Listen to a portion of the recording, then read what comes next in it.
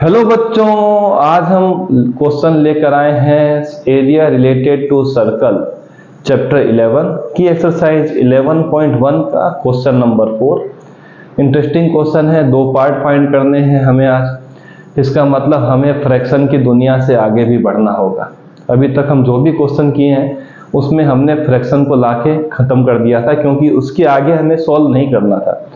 तो आज कुछ डेसिमल वाले पार्ट भी आएंगे, सीखेंगे कैसे करना है। चलिए वीडियो शुरू करते हैं। मेरा नाम है गौरी शंकर माहेश्वरी और आप देख रहे हैं आपका अपना चैनल जीएसएम सर।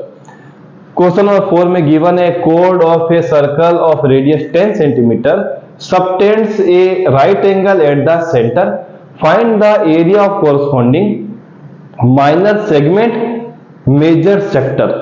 पाई की वैल्यू गिवन है 3.14। इस बार हम 22/7 लेके नहीं चल सकते। तो क्वेश्चन में जो गिवन है, मतलब हमें एक सर्कल बनाना है। ये लीजिए पूरा गोल, आप तो गोल ही बनाएंगे, चलिए ठीक है। यहां पर बनाएंगे एक सेंटर, चलिए ठीक है। हमें लेनी है एक कोड। कोड क्या होती है बच्चों? सर्कल के दो पॉइंट को कनेक्ट करने वाली लाइन सेगमेंट। हमने यहां पर एक कोड बना दी। ये लीजिए, नाम दे देते कोड का ए एंड बी। अब कोड से एंगल सबटेंड हो रहा है 90 डिग्री, मतलब इस पार्ट को कनेक्ट कर दीजिए यहां से यहां और यहां से यहां।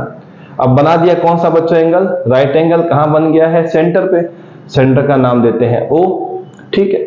अब हमारे पास क्या हो गया बच्चों? यहां से यहां तक हम जाते हैं तो हम यहां एक नाम और देते हैं, इसका नाम सी रखते हैं और इसका नाम बच्चों हम डी रख देते हैं। चलिए ठीक है।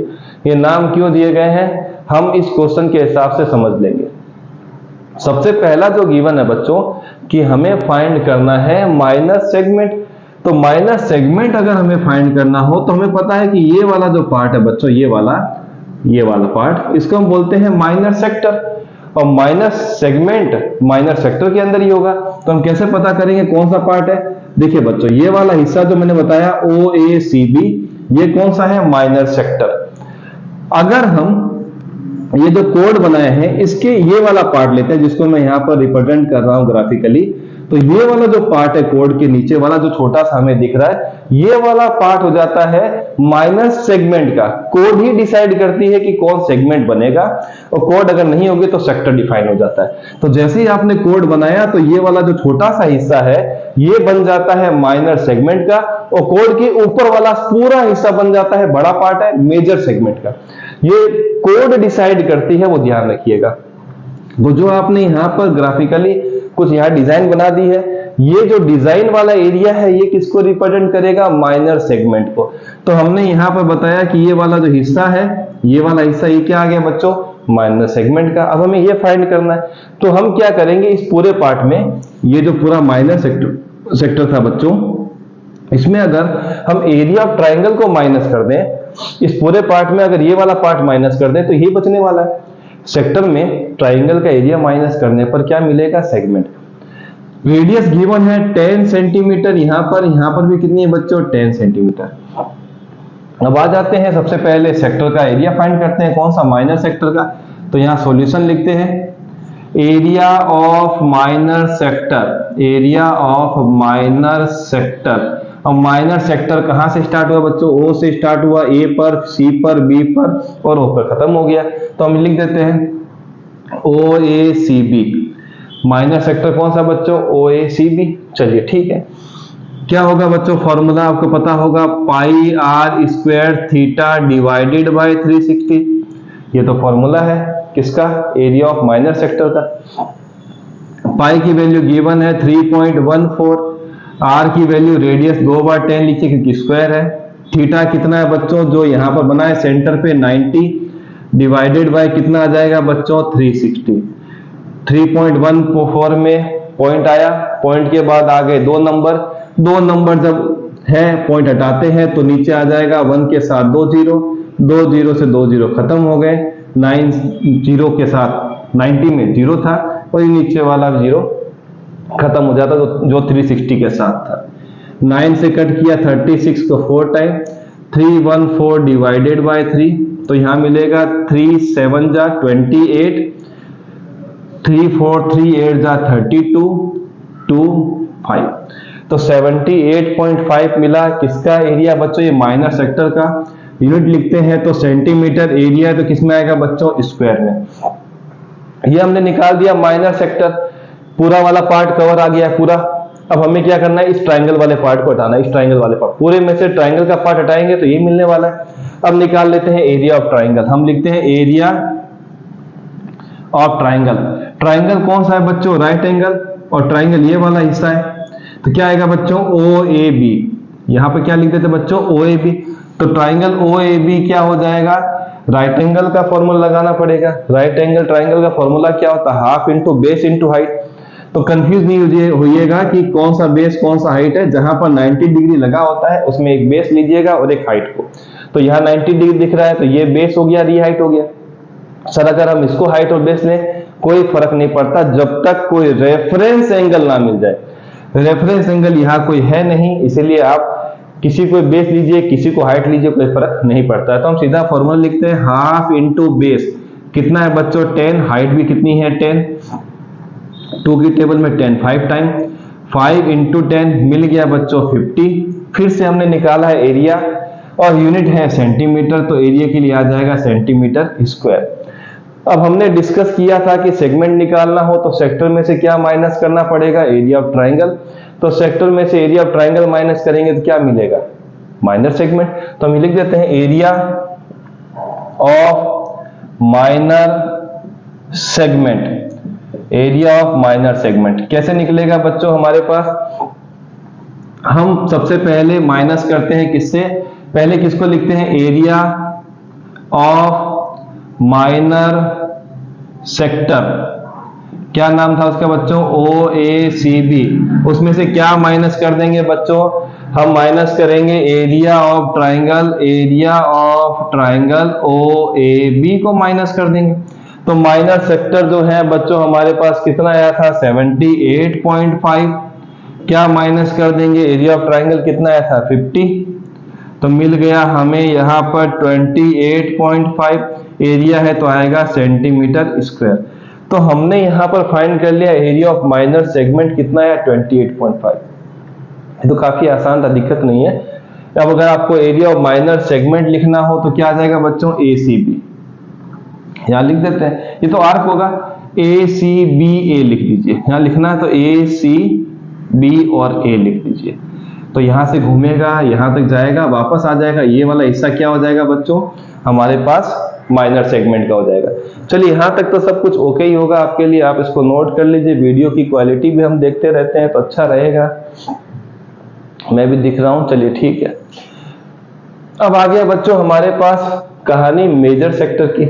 अब मेजर सेक्टर क्या होता है कि अगर आप इस पूरे सर्कल को देखते हैं और इस पूरे सर्कल में से अगर ये वाला पार्ट जिसको हमने क्या नाम दिया था माइनर सेक्टर, हमने माइनर सेक्टर ये रहा, ये माइनर सेक्टर ये वाला हिस्सा, ये पूरा वाला हिस्सा, ये क्या बच्चों माइनर सेक्टर है।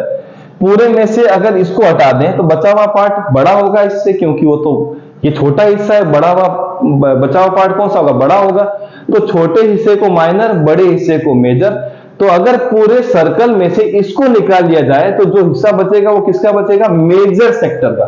तो हम यहां पर मैं मिटा देता हूं और इसके बाद आगे चलते हैं। मैं इसको मिटा देता हूं, ये लीजिए, सब कुछ तो क्लीन है, यहाँ पर क्लीन कर भी देते हैं, क्लियर भी है। चलिए ठीक है, अब हम आ जाते हैं अपने अगली कहानी पे जिसका नाम है मेजर सेक्टर का। चलिए अब आ गए मेजर सेक्टर पे, तो क्या करना है देखिए, हम लिखेंगे area of major sector. Major sector, अब मेजर सेक्टर क्या हो जाएगा बच्चों, A C B D, A C B और डी, ये हमें फाइंड करना था। चलिए कैसे होगा फाइंड बच्चों, पूरा जो सर्कल है लिखेंगे एरिया ऑफ सर्कल।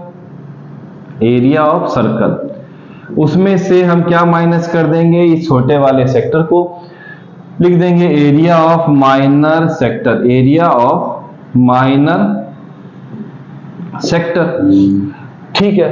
अब अगर हम एक चीज को और भी देखें तो ये जो माइनर सेक्टर है बच्चों किस पे बना हुआ है, 90 डिग्री। यहां देख रहे हैं एंगल कितना है 90। और हमें एक बात ये भी पता है कि सर्कल में अगर आप 90 डिग्री बना देते हैं, ये लीजिए, तो वो क्या होता है, सर्कल का एक क्वाड्रेंट हो जाता है।